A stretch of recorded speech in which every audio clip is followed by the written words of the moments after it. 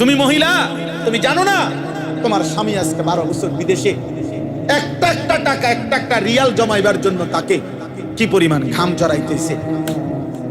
এমন কষ্টের জমানো বিদেশের টাকা বেচারা বুকে বাইন্দা বাড়িতে পাঠাইছে। তুই বেডি বাজারে বাজারে ঘুরা ঘুরা বেপরদা, তুমি বাজারে ঘুরা ঘুরা এই টাকা অনাদরে হিসাব ছাড়া স্বামীর এই কষ্টের টাকাগুলো শেষ করে দিয়েছে। আহ, হাই মহিলা, কি করলা? নিজের আখেরাতটাও বরবাদ করলা, স্বামীর এই কষ্টের টাকাটাও নষ্ট করল। মাল এটার দাম হইতো না 30 টাকা। এবারে একটা আইস দিছে, আইস দিয়ে কইছে আপা যে কোনো কারো কাছে 450 টাকা বেশি। সবাই দ্বারা দাম কইয়া কি আর লাভ আসেনি? ইতান সবারই কইয়া কি আর বুঝবো নি? আমনে যেহেতু বুঝের মানুষ, আমনে 50 টাকা সার, 400 টাকা আফার লেগে সার, আফার লেগে সার, সার দাম হইলো 5 টাকা, আপনারা ধরাই দিছে 350 টাকা।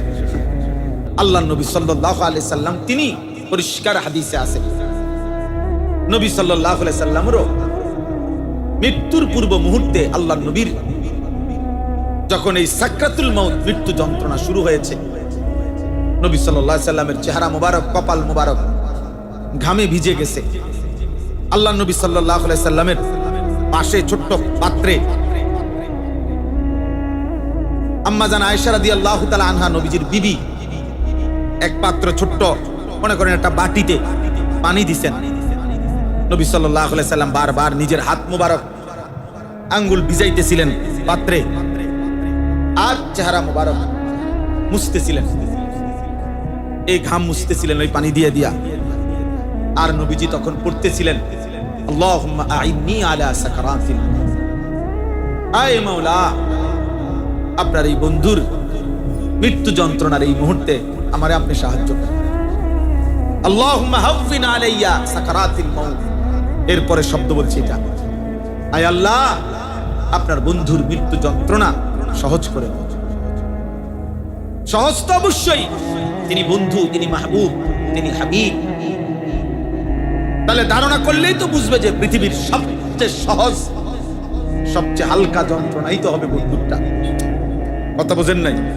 নবী সাল্লাল্লাহু আলাইহি সাল্লামের মৃত্যু যন্ত্রণাটাই তো হবে সবচেয়ে সহজ, সবচেয়ে হালকা। এটাই তো যুক্তির কথা, স্বাভাবিক কথা। সেটার অবস্থায় যদি বন্ধুর এই অবস্থা হয়, এরপরে হাদিসে আছে, এরপরে শব্দ নবীজি বলতেছিলেন লা ইলাহা ইল্লাল্লাহ ইন্না লিল মাউতি সাকারাত, আল্লাহ আপনি ছাড়া আর কোনো ইলাহ নাই, হায় মৃত্যুর যন্ত্রণা বড় কঠিন। ইন্না লিল মাউতি সাকারাত, মৃত্যু যন্ত্রণা বড় কঠিন। এই জন্য দেখেন খুদ রাসূল সাল্লাল্লাহু আলাইহি ওয়াসাল্লাম সরদারে দু আলম নবী সাল্লাল্লাহু আলাইহি ওয়াসাল্লাম তিনি পর্যন্ত উম্মতকে শিখাবার জন্য মৃত্যু যন্ত্রণার এই হালাতটা তুলে ধরছেন, যেন উম্মত শিখতে পারে, উম্মত যেন বুঝে যে হায় আমার রাসূল যদি এরকম আচরণ করে থাকেন, বলে থাকেন, আমার কি হবে? 30 বছর ধরে যে কোনো দিন সুদের ব্যবসা ছাড়ে নাই, হায় তার কি হবে? আজকে 30 বছর ধরে প্রতিদিন যে ওজনে কম দেয়, আহা সেই মুসলমানের কি হবে? আজকে 30 বছর ধরে যে নারী, যেই বোন, যেই মা, যেই বিবি বেপরদা, আমার সেই বোনের কি হবে? আজকে খোদার 1 বছর, 2 বছর, 3 বছরে মুসলমানের যে সন্তান কোনদিন 365 দিনের 1 বছরে ফজরের নামাজ পড়ে নাই, সেই যুবকের কি হবে বলে? প্রত্যেক দিন ওজনে যে কম দেয়, হারাম উপার্জন করে, 2 নম্বরই ব্যবসা করে, আহা তার কি? মৃত্যুর এই ভয়াবহ যন্ত্রণা থেকে সে কিভাবে বাঁচবে? কিভাবে বাঁচবে? কোরআনুল কারীমের মধ্যে আছে, খোদার কসম, কাল্লা ইদা বালাগাতিত তারাকি ওয়াকিলা মান রাক। আল্লাহ তাআলা বলেন মালাকুল মউত আজরাইল যখন রূহ কবজ করতে আসবে, নাফরমান পাপীর রূহটা কলিজা থেকে টান দিয়া ছিঁড়ে ফেলবে, আর ফেরেশতা আজরাইল যখন ছিঁড়ে ফেলবে, প্রত্যেক নাফরমান পাপীর রূহ এই কণ্ঠনালীর কাছে এসে আটকায় যাবে, আর ভিতরেও যায় না, বাইরেও হয় না। আল্লাহ তাআলা বলে ওয়াকিলা মান রাক, আত্মীয় স্বজন আশপাশের সবাই বলবে এখন তাকে চিকিৎসা করবে কে? সে যে ছটফট করতেছে, মাথা লাড়তেছে, এখন ঝাড়ফুঁক দিবে কে? আরে ডাকো, কবিরাজ ডাকো, বৈদ্য ডাকো, কে আসো, তারে ডাকো না, তারে বাঁচা। কিন্তু আল্লাহ বলেন যান্না আন্নাহুল ফিরাক, কিন্তু নাফরমান তো বুঝে ফেলছে আজ তাকে চলেই যেতে হবে। ওয়াযান্না আন্নাহুল ফিরাক ওয়ালতাফাতিস সাকু বিস-সাক। আল্লাহ তাআলা বলেন ভয়ে, আতঙ্কে, কষ্টে এই নাফরমান তার দুইটা পাও, দুই পায়ের গোসা গোড়ালি একটা আরেকটার সাথে যেমন লাইগা রইছে, এতটুকু সাহস হবে না, শক্তি হবে না এই বেঈমান নাফরমান পাপীর যে পাওটা এক সুতা নাড়াবে। আমি এই কয়দিন আগে, এই কয়দিন কি, এই শুক্রবার দিন, এই গত শুক্রবার 26 তারিখ আমার মাহফিল ছিল পাবনা। তা আমি ঢাকার থেকে গাড়িতে গেছি আরিচা ফেরিঘাট, আরিচা পাটুরিয়া ফেরির ঘাটে গিয়ে রাত্রে তখন 9টায়, বরাবর রাত 9টায় অন্ধকারে আমার জন্য ওনারা আপনার স্পিড বোট ঠিক করছে স্পেশালি। তো স্পিড বোটে আমার ওই পারে নিয়ে যাবে মাহফিল। স্পিড বোটে উঠছি আমরা 6-7 জন। তো স্পিড বোটেরা যখন ছাড়ছে অন্ধকার, আর যখন একটু সামনে গেছে আর ঢেউ বাড়ি মারতেছে, 31 মিনিট সময় লাগছে প্রায় যাইতে ওই পারে। বিশ্বাস করেন, আমি বুঝার জন্য বলতেছি, আমি যে ওই বোটের এক সাইডে দৌড়ছি এমনে, আর লা ইলাহা ইল্লা আনতা সুবহানাকা ইন্নী কুনতু মিনাজ জালিমিন করতেছি মধ্যে, একটা সুতা, একটা ইঞ্চি আমি আর আমার পাও নাড়াই নাই। এত না আমার ডরে যে পাও নাড়ালে নি পড়ে যায়, হাত নাড়ালে নি কি হয় পড়ে যায়, এমন ভয় লাগছে ওই মাথা যাওয়া পর্যন্ত যে হাত পাওটাও নাড়াইবা মনে হয় যেন নিঃশ্বাসটা ফেলবার সাহস হচ্ছে, নিঃশ্বাস ফেলবার সাহস হচ্ছে। তো আল্লাহ তাআলা কোরআনে বলেন ওয়ালতাফাতিস সাকু বিস-সাক, মানে এক পায়ের গোসা আরেক পায়ের লগে ভাবে মিলে যাবে। নাফরমানের মৃত্যুর যন্ত্রণায় রূহ বাইরে হয় না, ভিতরেও যায় না, এই অবস্থায় সে পাওটাও নাড়াইবার শক্তি পাবে না। এই অবস্থায় এরপরে কোন কাগজ অথবা আরো উদাহরণ দিছে, মনে করেন কোন শিকের মধ্যে শিক কাবাব খাইছেন যারা, শিকের মধ্যে গোশত আস্তে আস্তে একটু একটু করে দিয়া এরপরে আগুনে পোড়াইলে শিক কাবাব হয়। এই শিক কাবাবের কাবাব যেমনি টাইনা টাইনা খুলে, সিরা সিরা খুলে শিক থেকে, তো কিতাবের মধ্যে আছে মালাকুল মউত আজরাইল ওই নাফরমানের রূহটা এইভাবে টাইনা টাইনা ছিরা ছিরা তার এই রূহটা এখান থেকে বের,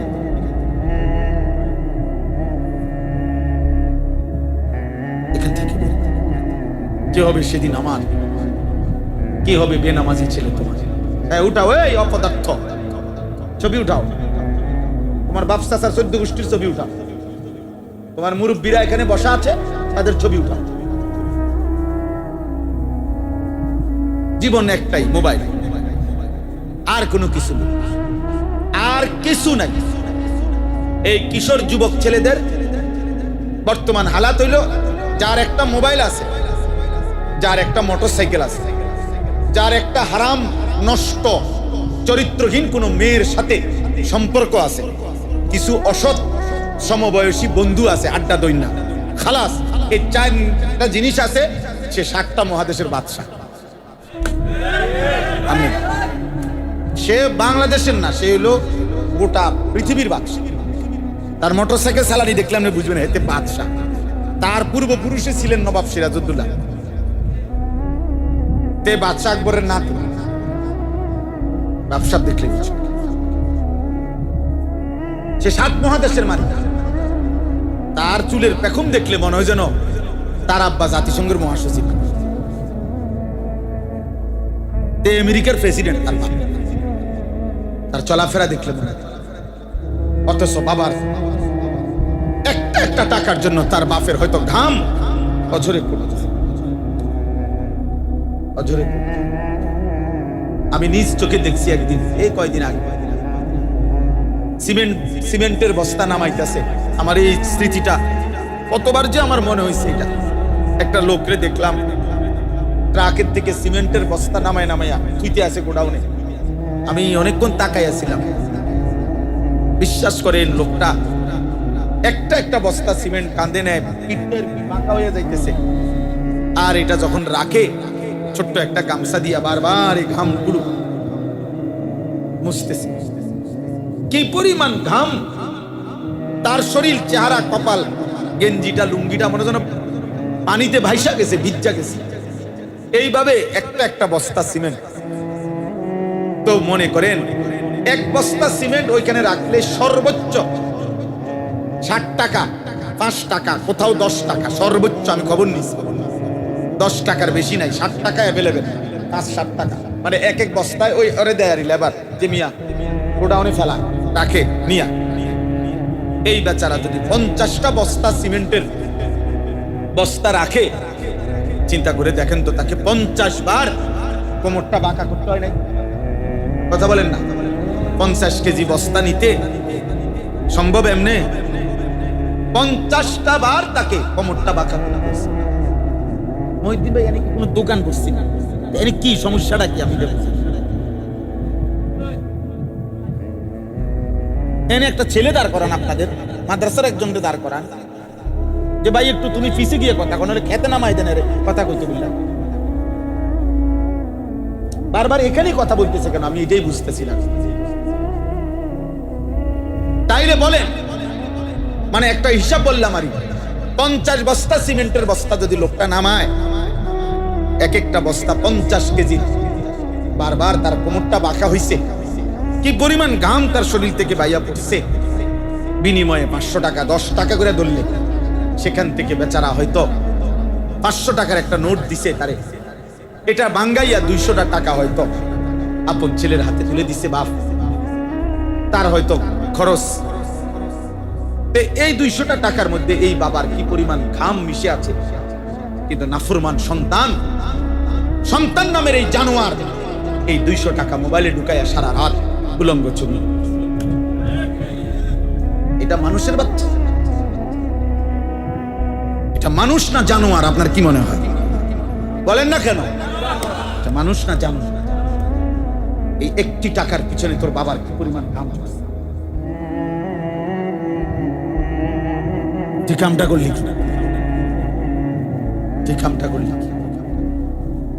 তুমি মহিলা, তুমি জানো না তোমার স্বামী আজকে 12 বছর বিদেশে একটা একটা টাকা, একটা একটা রিয়াল জমাইবার জন্য তাকে কি পরিমাণ ঘাম জড়াইতেছে। এমন কষ্টের জমানো বিদেশের টাকা বেচারা বুকে বাইন্দা বাড়িতে পাঠাইছে। তুই বেডি বাজারে বাজারে ঘুরা ঘুরা বেপরদা, তুমি বাজারে ঘুরা ঘুরা এই টাকা অনাদরে হিসাব ছাড়া স্বামীর এই কষ্টের টাকাগুলো শেষ করে দিয়েছে। হাই মহিলা, কি করলা? নিজের আখেরাতটাও বরবাদ করলা, স্বামীর এই কষ্টের টাকাটাও নষ্ট করে। মাল এটার দাম হইতো না 30 টাকা, এবারে একটা আইস দিছে, আইস দিয়ে গেছে আপা যে কোনো কারো কাছে 450 টাকা বেশি। সবাই দ্বারা দাম কইয়া কি আর লাভ আছে নি? ইতান সবাই কইয়া কি আর বুঝবো নি? আমনে যেহেতু বুঝের মানুষ, আমনে 50 টাকা চান, 400 টাকা আফার লেগে চান, আফার লেগে চান। চার দাম হইলো 5 টাকা, আপনারে ধরাই দিছে 350 টাকা। মালের দাম হচ্ছে না 30 টাকা। ব্যাগ কোলাফায় ঠিকই চা খাইয়া বেড়ার লগে কথা টথা বলে সুন্দর মাল নিয়ে আসছে। দোকানদার হিন্দু যুবক, নাফরমান মহিলা মুসলমান, হায় হায় 10 মিনিট আধা ঘন্টা লাগাইয়া দোকানদারের লগে কথা বলতেছে। হিন্দু দোকানদারে চা আনছে, তুমি মহিলা তার দোকানের চা বসে বসে খাইতেছ। তোমার ইমানের কি হালাত? তোমার কোনো আখিরাত নাই বোন, তোমার কোনো কবর নাই, তোমার কোনো মৃত্যু নাই, এটাই শেষ কথা তোমার। তুমি আর কোনোদিন মরবা না। এই যৌবন, এই রূপ, এই শরীর, এটা নিয়েই তো তুমি অনন্তকাল থাকবা না। এই জন্য ছেলেরা তোম করে বললাম, বাবা একটা ছেলে হলো মনে রাখতে পারো, তোমার বাবার এক ফোঁটা ঘামের দাম দিতে হবে। তোমার বাবার কষ্টের উপার্জনের এক এক ফোঁটা ঘামের মূল্য তুমি আল্লাহর কাছে হিসাব দিতে হবে। তুমি কেন অনাদরে অবহেলায় নষ্ট করো? আল্লাহর দেওয়া প্রতি মিনিটের হিসাব দিতে হবে, প্রতি সেকেন্ডের হিসাব দিতে হবে, প্রতি শব্দের হিসাব দিতে হবে, প্রতি ঘন্টার হিসাব দিতে হবে। এক সেকেন্ড আমরা আল্লাহর আড়াল করার সুযোগ আমাদের আছে তো? কথা বলে না, আল্লাহ থেকে গোপন হওয়ার আমাদের সুযোগ আছে তো? নাই। অতএব বাপ, আমার কথা চলতেছিল,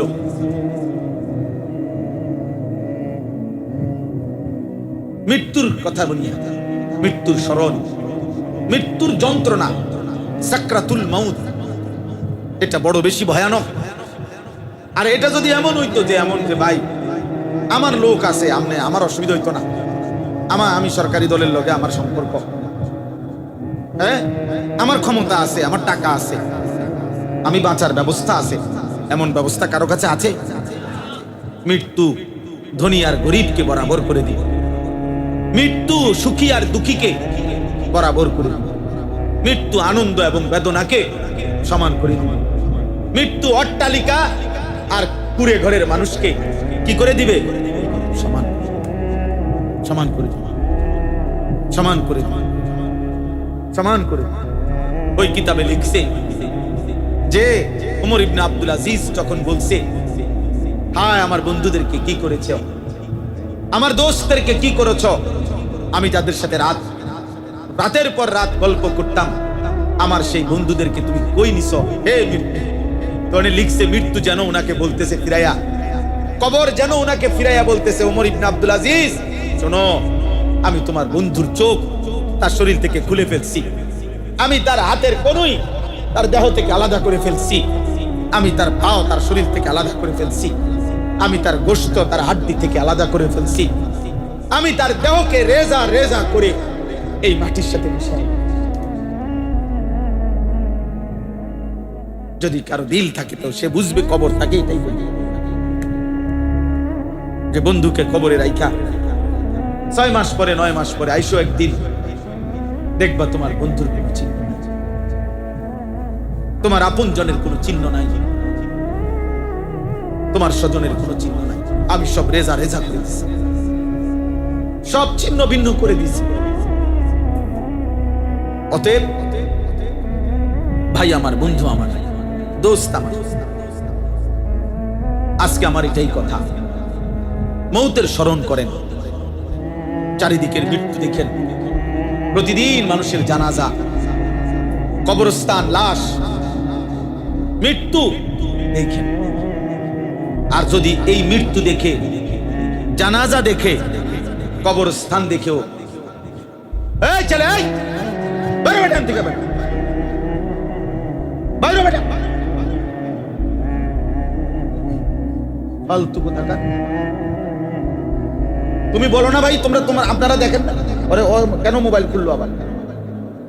এতবার বলার পরে আমি ছেড়ে দেব না, আমার সাফ কথা, আমি ছেড়ে দেওয়ার মানুষ, সিদ্ধান্ত নিয়েই বয়ানে বসি, আল্লাহর জন্য বলছি, আখিরাতের আশায় বলছি। আমাদের ছেলে পরিবর্তন হইতে হবে।